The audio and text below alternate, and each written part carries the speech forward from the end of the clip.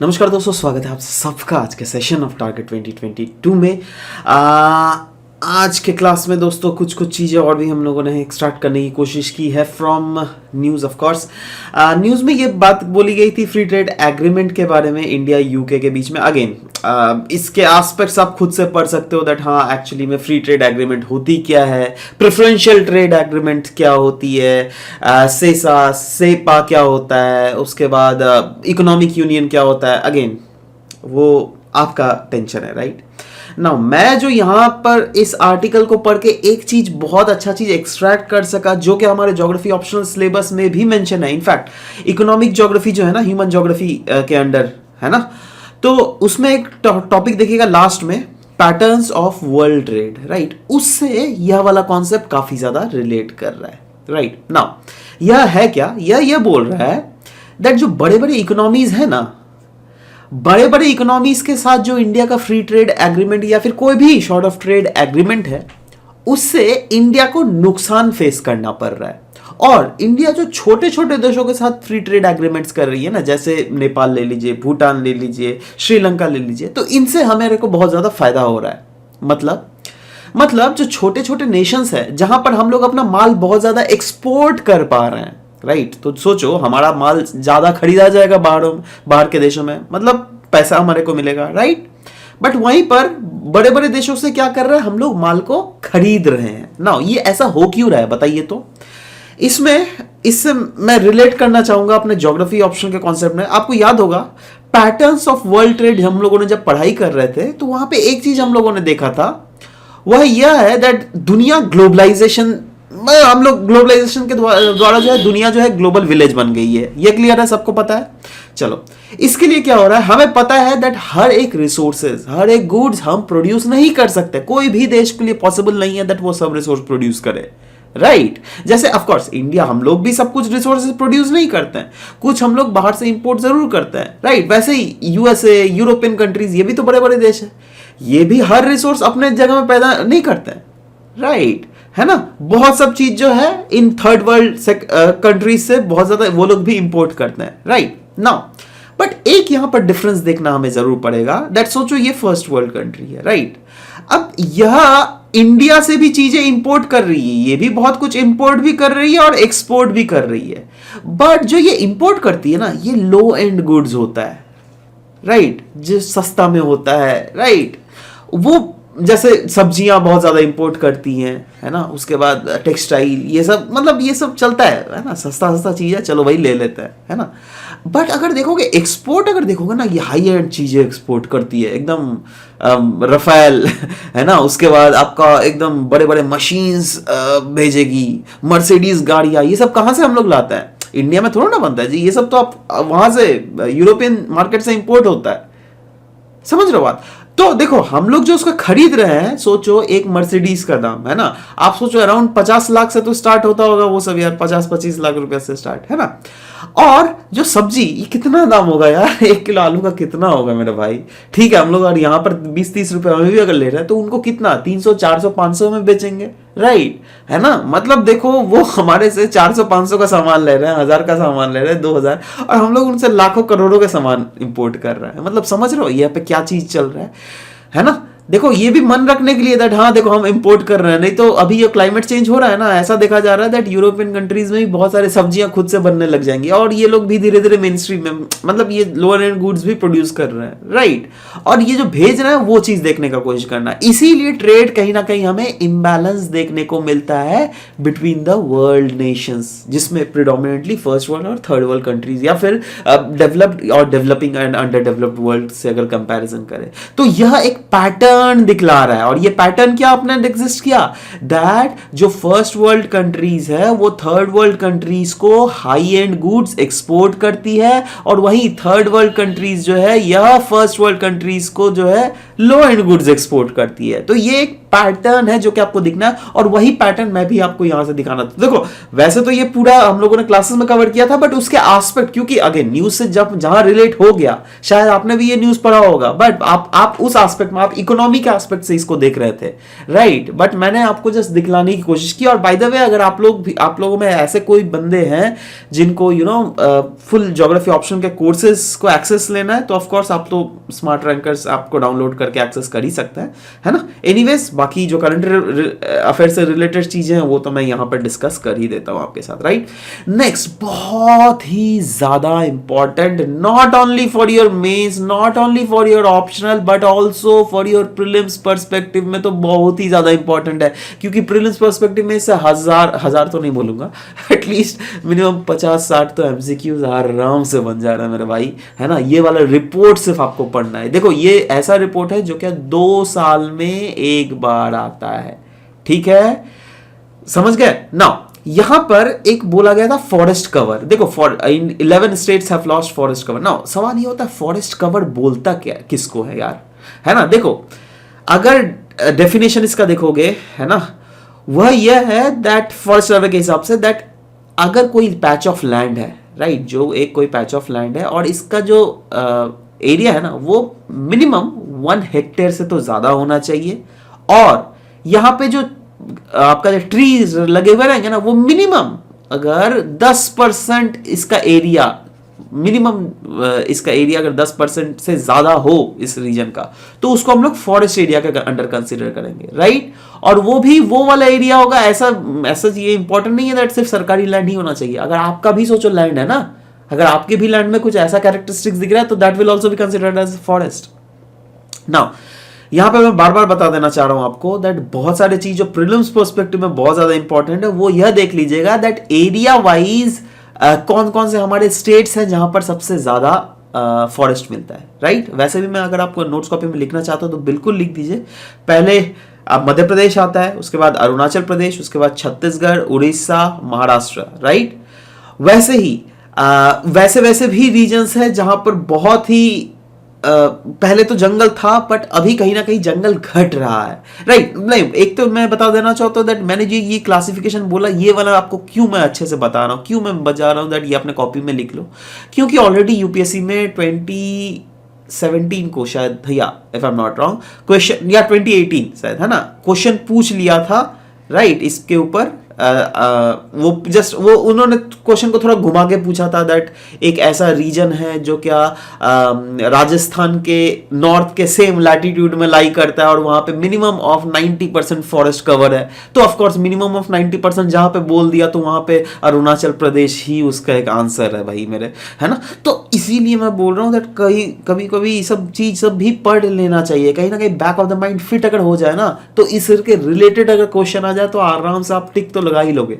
इसीलिए तो बोलते हैं ना दैट यूपीएससी में एलिमिनेशन अपन करते हैं प्रीलिम्स में, राइट। तो एलिमिनेशन कैसे करते हैं भैया, इस टाइप के जो फैक्ट्स है उन्हीं सबको याद करके, समझ रहे हो बात। वैसे भी अगर आप परसेंटेज वाइज अगर देख लोगे तो सबसे ज्यादा, लेकिन हमारे देश में बताइए तो कौन सा राज्य है जहां पर सबसे ज्यादा परसेंटेज है, वो है मिजोरम, ठीक है। वो जस्ट चीजें याद रखिए। उसके बाद तो खैर अरुणाचल प्रदेश, मेघालय, मणिपुर, नागालैंड वो सब तो आता ही है ना। उसके बाद ट्रेंड्स भी है इसके, मतलब इस आर्टिकल को अच्छे से पढ़ लीजिएगा यार, मैं प्रीलिम्स पर्सपेक्टिव में बिल्कुल ज्यादा नहीं बता रहा हूं, बट हाँ ये वाला जो है ना दैट कहां पर ज्यादा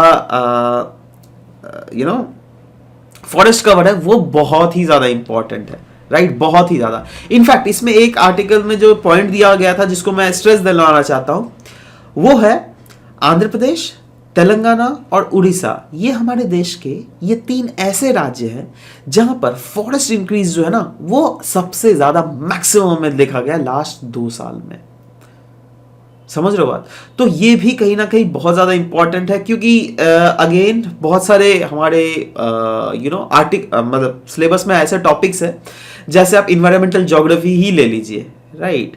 तो इन्वायरमेंट देखो, ecosystem there management and conservation. तो ऑफ कोर्स जब हम बोल रहे हैं दैट आंध्र प्रदेश, तेलंगाना, उड़ीसा में फॉरेस्ट कवर बढ़ रही है, तो इसका मतलब क्या मेरे भाई, है ना। वैसे ही अगर बक्सा टाइगर रिजर्व देख लीजिए, अन्नामलाई टाइगर रिजर्व, इंद्रावती, तो यहां पर भी कहीं ना कहीं बोला गया दैट फॉरेस्ट बढ़ रही है। इसका मतलब क्या, ऑफ कोर्स वहां पे कंजर्वेशन एक्टिविटी ज्यादा चल रही है। और जब चीजें हैं तो हम लोग क्या, देखो यही ना बोलता है ना लोग दैट अरे भाई हम लोग कहां से सर एग्जांपल लाए, कहां से केस स्टडीज घुसा है। केस स्टडी है क्या मेरे भाई, यही तो केस स्टडी है। That recently state of forest report in India में अगर दिया जाए तो वहां पे यही हमें देखने को मिला है दैट बहुत सारे ऐसे राज्य जैसे Andhra Pradesh, Telangana and Orissa, they have put a concrete effort जिससे वहां पर वहां के इकोसिस्टम को प्रॉपर्ली मैनेज किया जाए, प्रॉपर्ली कंजर्व किया जाए, राइट। वैसे ही इसको हम लोग एक एस्पेक्ट और भी बता सकते हैं, क्योंकि इसमें ऐसे भी पॉइंट्स लिखे हुए थे दैट कुछ कुछ ऐसे भी रीजन है जहां पर ओवरऑल फॉरेस्ट डिक्लाइन कर रही है, जैसे गिर land conservation area around 52 tiger reserve में अराउंड 32 के आसपास ऐसे टाइगर रिजर्व है जहां पर फॉरेस्ट जो है वो डिक्लाइन हुई है। तो ये डिक्लाइन हुई क्यों भैया, वो एक तो कंजर्वेशन रिजर्व्स वो तो भाई सरकार के द्वारा मेंटेन किया जाता है, in spite of the fact that वहां पे फॉरेस्ट कैसे घट रही है ना। जरूर कुछ इलीगल वर्क्स चल रहे होंगे और वो ऑफ कोर्स ह्यूमन के द्वारा ही किया जा रहा है। किस लिए किया जा रहा है, क्योंकि हमें पैसे चाहिए, राइट। वो फॉरेस्ट को काट के उसके लॉग अपन बेच देते हैं, राइट। अब वो क्या बना रहा है, वो इंसान को कहीं ना कहीं रैशनल ह्यूमन बीइंग बना रहा है दैट इंसान। देखो अब इन यही तो पर्सपेक्टिव में यही तो बात है ना। आप क्वांटिटेटिव रिवोल्यूशन पढ़ते हैं हम लोग, उसमें जितना एजम्पशंस लेते हैं उसमें क्या लिखा हुआ रहता है, human beings are rational, right. तो क्यों ना कहीं ये बता सकते हैं दैट हाँ ये रैशनल मोटिव से ही हम लोग जो है बेसिकली पेड़ पौधों को काट रहे हैं। एक एंगल तो जोड़ा तो जा सकता है ना, मैं थोड़ा ना बोल रहा हूं दैट इसी पॉइंट को आप यूज करो, but back of the mind कहीं पर फिट करके रखो, है ना। Next is economic geography. अगर देख लोगे लिमिट्स टू ग्रोथ, क्या बतलाता है दैट समय के साथ 2100 ऐसा लिमिट बताया गया है दैट पॉपुलेशन के साथ साथ जो है रिसोर्सेज घटते रहेंगी, ऐसा बोला गया है ना। तो वो उसमें भी एक कहीं ना कहीं एंगल हम इसको ले सकते हैं, एब्सोल्युटली। सेटलमेंट में देख लो रूरल अर्बन फ्रिंज, है ना। ये देखो रूरल अर्बन फ्रिंज क्या होता है, ये सोचो अर्बन एरिया हो गया, ये सब अर्बन एरिया हो गया, है ना। और उसके बाद वाला रूरल रीजन होगा जिसमें यह आपका जाके एक्सट्रीम रूरल हिंटरलैंड बोल सकता है ना। और इसको जो है ये वाला ट्रांजिशन जोन है between the sub urban area and rural region, और इस ट्रांजिशन जोन में ही जो है ना यहीं पर रूरल अर्बन फ्रिंज बनता है। अब ये रूरल अर्बन फ्रिंज मतलब क्या, यहाँ पे सोचो खेती बाड़ी है या फिर पेड़ पौधे लगे हुए, उसको काट कर लोग घर बनाते हैं, और ऐसा ऐसा घर नहीं, वो शहर टाइप का घर बनता है। फ्लैट कल्चर यहाँ पे ज्यादा डोमिनेट करता है, राइट, है ना। तो वो फ्लैट कल्चर डोमिनेशन, इसका हम लोग एक एंगल जरूर ले सकते हैं दैट हाँ भैया यहाँ पर भी कहीं ना कहीं ये इस हमारा जो फॉरेस्ट लैंड जो घट रहा है ओवरऑल, तो ये भी एक बहुत बड़ा रीजन है रूरल अर्बन फ्रिंज। क्योंकि रूरल अर्बन फ्रिंज यूजुअली ऐसे ही रीजन होते हैं जहां यहाँ पे या तो खेती होती है, यहाँ तो पेड़ पौधे लगे हुए रहते हैं, राइट। और पेड़ पौधे लगे हुए रहते हैं तो yes there is high probability that एक हेक्टेयर के लैंड पैच एरिया में मिनिमम तो 10% रीजन जरूर हो सकता है जो क्या जहां पर आपका पेड़ पौधे होंगे, right. This is very much possible, क्योंकि फार्म फॉरेस्ट्रीज भी तो यहाँ पे होती होगी ना यार, है ना। अब अगर उन फार्म फॉरेस्ट्रीज को अगर हम लोग काट के अगर वहां पे बिल्डिंग कंस्ट्रक्ट कर रहे हैं तो वो भी तो एक लॉस हो रहा है ना। अगेन अच्छा, मॉडल्स इन ह्यूमन ज्योग्राफी में सिस्टम एनालिसिस तो ऐसा कोई टॉपिक नहीं है जिसको आप नहीं जोड़ सकते हो। हर एक टॉपिक है जिसको सिस्टम एनालिसिस से जरूर जोड़ा जा सकता है, कोई ना कोई आप एंगल जरूर जोड़ सकते हो। पैरेलल रिलेशन से जोड़ सकते हो, फीडबैक रिलेशन, है ना, कोई भी सीरीज रिलेशन, है ना, कॉम्प्लेक्स कंपाउंड रिलेशन, कैसे ना कैसे जुड़ ही सकता है, राइट। तो वो कैसे जुड़ेगा, एक काम करो ना, आप नीचे बताओ ना कमेंट सेक्शन में, कितना मैं मेहनत करूं, थोड़ा आप भी मेहनत करो, दिमाग लगाओ कैसे हो सकता है चीजें, तब चीज आपको अच्छे से समझ में आएंगी, राइट।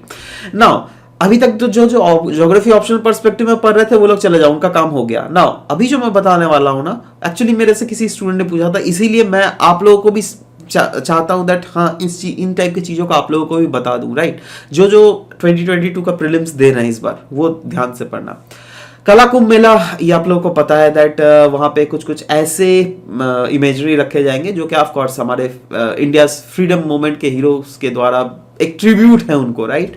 उन्हीं में एक बहुत ही मेन शख्सियत है नंदलाल बोस जी के द्वारा, है ना। तो देखो वैसे तो अपन ये सब जो है ना, ये जो भी चीजें होंगी ये बेसिकली आपका रिपब्लिक डे के पैराड में भी रखी जाएंगी। और आप लोग पता है सब कुछ याद कीजिएगा, जो भी रिपब्लिक डे के पैराड से गुजर रहा है ना, हर एक चीज को आप लोग कॉपी में नोट कीजिएगा, मुझे पता है, राइट। बट कभी कभी हम लोग जो हमारे पास्ट से जुड़ा हुआ चीज है, देखो नो डाउट जो भी चीजें होती है वहां पे तब हमारे सब कुछ कल्चर को ही रिप्रेजेंट करती है, राइट। बट कुछ कुछ ऐसी भी चीजें न्यूज में आती है जो हमें शायद याद नहीं करना पड़ता है, बट कहीं ना कहीं हमें एक बार पढ़ जरूर लेना पड़ता है उनके बारे में। क्यों? क्योंकि अगर उनके बारे में पढ़ लेना, यू नेवर नो भाई, यूपीएससी दिमाग कब सटक जाए क्या इस टाइप का क्वेश्चन पूछ ले। अगर सोचो कल को नंदलाल बोस जी के बारे में पूछ लिया, राइट, आप लोग बोलेगा अरे भाई ये तो स्पेक्ट्रम बुक में भी ठीक से नहीं दिए ले रहे, कहाँ से यूपीएससी पूछ लेता है, यूपीएससी तो out of the box question पूछ लेता है, ऐसा नहीं होना चाहिए था। कैस कहां से आउट ऑफ द भैया, सब कुछ दिया हुआ, थोड़ा पढ़ लो ना। देखो इसमें पढ़ना भी क्या है, आपको कुछ याद नहीं करना है, आपको सिर्फ ये याद रखना है। जैसे यहाँ पे देखो बोस वाज, मतलब Nandlal Bose ji was groomed by Rabindranath Tagore ji, जो क्या रविंद्रनाथ टैगोर के नेफ्यू थे, ठीक है। चलो आप हाँ ये बोल सकते हैं he was a creator of Indian society of oriental art. भले ही आपको याद ना हो ये सब, बट हाँ ये चीज जरूर आप याद कर सकते हो। देखो नंदलाल बोस जी के द्वारा जो आर्टिकल में लिखा हुआ था दैट म्यूरल्स, देखो इनका एसोसिएशन था ऑफ कोर्स टैगोर फैमिली के साथ तो था ही, बट अजंता के म्यूरल्स जो थे ना उनसे भी ये काफी ज्यादा इंस्पायर हुए थे, राइट। साथ ही साथ ऑफ कोर्स नेशनल कॉन्शियसनेस था, commitment towards classical and folk art था, जो कि अगेन हमारे कल्चर पार्ट में बहुत ज्यादा इंपॉर्टेंट है, right. Bose experimented with flat treatment of Mughal and Rajasthani traditions, right. ये कहीं ना कहीं एक बार दिमाग में से फिट कर लो, राइट। हाँ ये बहुत जो इंपॉर्टेंट चीज है वो ये भी पूछा जा सकता है। देखो क्या क्या नहीं है इसमें, हिस्ट्री जुड़ा हुआ है, इसमें पॉलिटी भी जुड़ा हुआ है। कैसे? कांग्रेस ने जो है ये नंदलाल बोस जी को टास्क दिया था दैट ये जो है ना इंडियन कॉन्स्टिट्यूशन के पेजेस को अच्छे से सजाए, समझ रहे हो? बताओ ये कितना ज्यादा इंपॉर्टेंट है। इसमें 5, 7, 8, 10 स्टार दे दो भैया इस पॉइंट को। तो आप कैसे छोड़ सकते हो दैट ये बिल्कुल यूपीएससी नहीं पूछ सकता? अब बताओ कितना ज्यादा, देख रहे हो ये पॉइंट कितना ज्यादा वैल्यू इसमें ऐड कर दे रहा है, ये पॉइंट कितना ज्यादा वैल्यू इसमें ऐड कर दे रहा है। 1976 में archaeological survey of India declared his works among the 9 artist whose work is not being antiques were being henceforth considered to be the art treasures, right. ऐसा पूछ सकता है ना, ये 3 पॉइंट दे दे, एक पॉइंट आपको ये वाला पूछ ले मुराल वाला, ठीक है, दूसरा पॉइंट ये वाला पूछ ले कॉन्स्टिट्यूशन वाला, और तीसरा वाला आपको ये वाला पूछ ले। आर्कियोलॉजिकल सर्वे ऑफ इंडिया ने इनके वर्क को बोला गया to be the art of treasures, ठीक है। तो यार देखो तीनों सही है लेकिन, है ना। और अगेन लोग बहुत बच्चे छोड़ देते हैं ना, मैं ये बोल रहा हूँ दैट प्रीलिम्स में अगर जा रहे हो ना इस टाइप की चीजें याद नहीं करनी पड़ती हैं, कि बिल्कुल नहीं बोल रहा हूं मैं, बट कहीं ना कहीं एक बार आपने पढ़ लिया ना आपके बैक माइंड में पता है एक कार्बन कॉपी छप गया होगा अभी, है ना। अगर बाई चांस सोचो यहां से क्वेश्चन आ जाता है तो आपका गलत नहीं होगा, राइट। पता सच बता रहा हूं आपको, अगर आप आज ही पढ़ रहे हो ना, आप प्रीलिम्स एग्जाम तक बिल्कुल इसको मत पढ़ना, मैं आपको बोल रहा हूं। बट अगर बाई चांस आ जाए ना, वहां पर सटाक से आपको कटाक से क्लिक करेगा, अरे यार हाँ इंडियन कॉन्स्टिट्यूशन के पेजेस को कांग्रेस ने इनको बोला था, इनका ये म्यूरल्स ऑफ अजंता से काफी ज्यादा इंस्पायर्ड हुए थे, राइट। तो इन चीजों को इंडियन, हाँ यही वाला आर्कियोलॉजिकल सर्वे वाला पॉइंट आपको याद आ सकता है, समझ रहे हो बात। तो अगेन ये थोड़ा हटके था प्रीलिम्स पर्सपेक्टिव में, बट मैं कोशिश कर रहा हूं दैट, देखो मेरा यही काम है दैट आपको एम्पावर करना, बस मैं यही चाहता हूं आप एम्पावर्ड हो जाए, आपका प्रीलिम्स और मेंस निकल जाए, बस और कुछ नहीं चाहिए मुझे, ठीक है। Anyways this was all about the discussion for today, will meet in next session, till bye bye, take care and thank you for listening. And हाँ आप लोगों में से ऐसे कोई भी लोग हैं जो क्या अगेन इंग्लिश या फिर हिंदी के बाइलिंगुअल बैचेस ज्वाइन करना चाहते हैं तो again Smart Rankers app download कीजिए, we are always there to help you out, right. चलिए मिलते हैं, बाय बाय।